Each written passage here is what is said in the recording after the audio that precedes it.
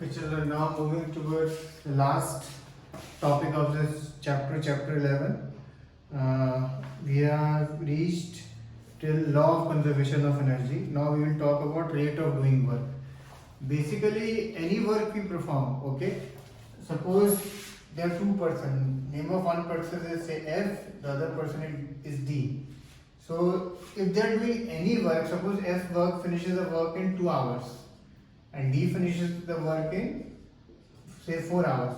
So obviously the speed of F is more than D. So the time basically decides the rate of doing work. The faster you are, the more power you have, and the faster you will finish your work. So the time element tells us exactly that how much time a person or a thing will take to do the work. So right now, so far work done or work being done formula you have. There are 2-3 formulas which you have done. Now, if we say denote work done by W, then how much time it takes to do the work. So we write time below that. And this basically gives us power. So power is basically work done जो किया है upon कितना time लगा है हमें work करने में. Okay, power की यूनिट दो हो सकती है. जैसे वर्क डन की जूल होती है, टाइम हम सेकंड में लेते हैं इसमें, तो या तो जूल पर सेकंड होती है या आप कैपिटल डब्ल्यू भी ले सकते हैं. ठीक है, ऐसा बड़ा सा डब्ल्यू लिखा होता है तो दैट इज ऑल्सो पावर. कई बार अब सम्स में ना, कुछ सम्स में आपको जैसे पावर ऑलरेडी दी होगी, ठीक है, और पावर दी होगी और आपको सपोज ये बोलेगा फाइंड द एनर्जी कंज्यूम्ड. ये बहुत कॉमन क्वेश्चन आएगा, फाइंड एनर्जी कंज्यूम्ड, ऐसा आएगा क्वेश्चन. तो पावर आपको क्लियरली ऐसे लिखा होगा जैसे 50 वॉट्स ऐसे गिवन होगा. तो वहां पे क्या करना होता है, पावर की जगह ये 50 लिखेंगे आप, टाइम जो भी दिया है, और फिर बस क्रॉस मल्टीप्लाई करेंगे तो वर्क डन यानी वो एनर्जी कंज्यूम्ड है वो आ जाएगा. ठीक है, जैसे हम थोड़ा read a bit, page 155. A stronger person may do a certain work in relatively less time. A more powerful vehicle would complete a journey in a shorter time than a less powerful one. We talk of power of machines like motorbikes and motor cars. The speed with which these vehicles change energy or do work is the basis of their classification. Power measures the speed of work done. Power is defined as rate of doing work और rate of transfer of energy. तो ये power की definition है जो of course आपको लिखनी है.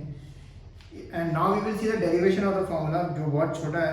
If an agent does a work W in time t, then the power is given by power is equal to work done upon time, या P is equal to W upon T. The unit of power is watt, having the simple W. 1 watt is the power of an agent which does work at the rate of 1 joule per second.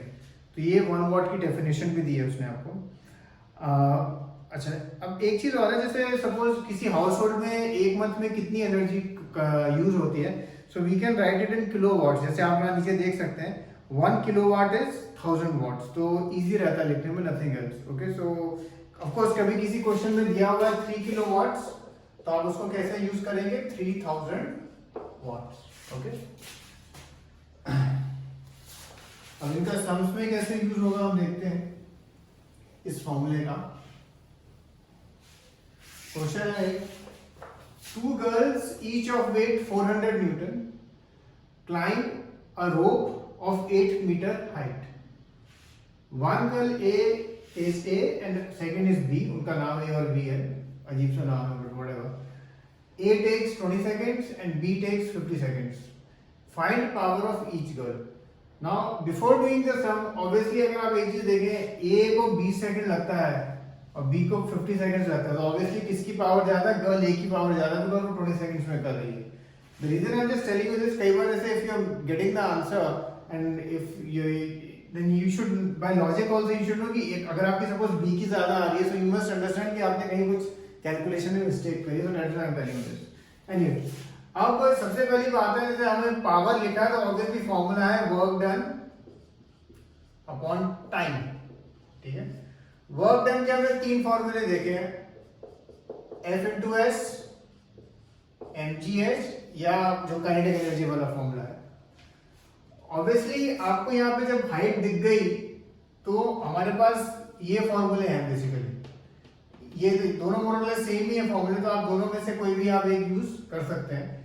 यहाँ एक common mistake क्या करते हैं, ये जो wait है ना, wait यहाँ लिखा है 800 N, ये यूनिट आपको जो N है यू नो वो किसका यूनिट है, फोर्स का यूनिट है। तो ये फोर्स का यूनिट ऑलरेडी दिया हुआ है, यानी बेसिकली आपको m इंटू जी ऑलरेडी दिया हुआ है इसमें। तो m इंटू जी क्या है, यहाँ पे पहले 800 किया हुआ उसने, वो मल्टीप्लाई आपको करके दिया हुआ है। यहाँ पे बच्चे मिस्टेक क्या करते हैं कि इसको m ले लेते हैं 800 को और फिर g से भी मल्टीप्लाई कर देते हैं, नहीं, ये ऑलरेडी इसने करके दिया हुआ है आपको।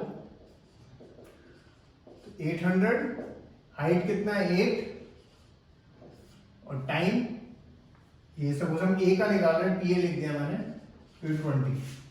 ऐसे आप गर्ल a का निकालेंगे और फिर गर्ल b का भी, and then you will just see किसका ज्यादा है किसका कम है। नेक्स्ट क्वेश्चन देखते हैं। A boy of mass 50 kg, अब यहाँ मास का भी क्लियरली लिखा हुआ है 50 kg। फिजिक्स के जितने भी समय units give you the biggest hint कि क्या चीज क्या है। Runs up a staircase of 45 steps in 9 seconds. Height of each step is 15 centimeter. अब ये height आपको निकालनी होगी, 45 steps है, 45 और कितना एक स्टेप का 15, और इसमें हर सारी कैलकुलेशन हमेशा मीटर में ही होगी, तो ये अपॉन 100 कर देना। Find his power. Again power work done upon time, तो mgh, और टाइम आपको दिया है 9 सेकंड्स, तो नीचे टाइम आ जाएगा। तो मास गिवन है, जी आपको गिवन है 10 लेना है, हाइट आप ये कैलकुलेट करेंगे, टाइम आपको गिवन है 9 seconds. So you will put in this formula and get the answer. Okay, so these sums are very normal sums. You just have to know the formula, and they typically they will come for 2 to 3 marks. Okay, so don't go wrong in these sums. अब एक question देखेंगे जिसमें हमें power दी हुई है। अच्छा, now will see question number 14। Question number 14 है, electric heater is rated at 1500 watts, यानी पावर आपको दी हुई है 1500 watts. How much energy does it use in 10 hours, time दिया 10 आवर्स। एनर्जी यूज यानी बेसिकली आपको वर्क डन निकालना है, वो आपके पास नहीं है। फॉर्मूला आपको मालूम है, power is equal to work done, या एनर्जी लिख देता हूं मैं अभी यहाँ पे, अपॉन टाइम, कुछ भी लिख सकते हैं। और टाइम कितना दिया आपको 10 लिखेंगे, क्रॉस मल्टीप्लाई होगा, 15,000 वॉट आवर होगा आपके। अच्छा, ये यहाँ पे हम इस सम को आप यही छोड़ सकते हैं। आंसर हमने अब निकाला वॉट आवर, बिकॉज उसने बोला नहीं कि आपको जूल्स में निकालने की जरूरत है, so it is easier to leave in this. और कभी कभी कुछ हमसे बोलेगा कन्वर्ट इनटू kWh, यानी किलोवाट आवर, तो उसके लिए क्या करना होता है, अपॉन 1000 कर देते हैं, तो आंसर आता है 15 kWh is the energy consume. But ये तभी करने की जरूरत है अगर क्वेश्चन में बोला, otherwise there is no need. Okay, और एक जैसे क्वेश्चन नंबर 20 है, वो भी इसी तरह का ही है, उसमें उसने करने को बोला है। Find the energy kWh consumed in 10 hours by 4 devices of power 500 watt each। 500 watt each के कितने डिवाइस हैं, 4। ठीक है, तो ये आपकी पावर है, work done upon time 2000 what, work done यानी एनर्जी वो आपको नहीं मालूम है, और कितना टाइम के लिए चल रहा है, 10 आवर्स इंटू 10, 20,000 वॉट आवर आपकी एनर्जी आ गई। और इसको अगर हम कन्वर्ट करें तो ये आंसर 20 kWh। ठीक है, so do these sums. Cheers.